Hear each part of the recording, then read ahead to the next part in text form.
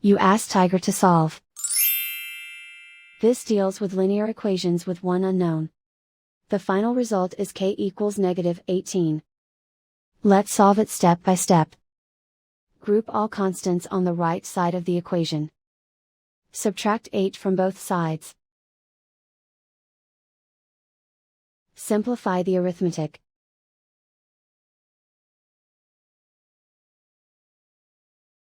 Isolate the k. Multiply both sides by 6. Group like terms. Multiply the coefficients. Simplify the fraction. Simplify the arithmetic. And so the final result is k equals -18.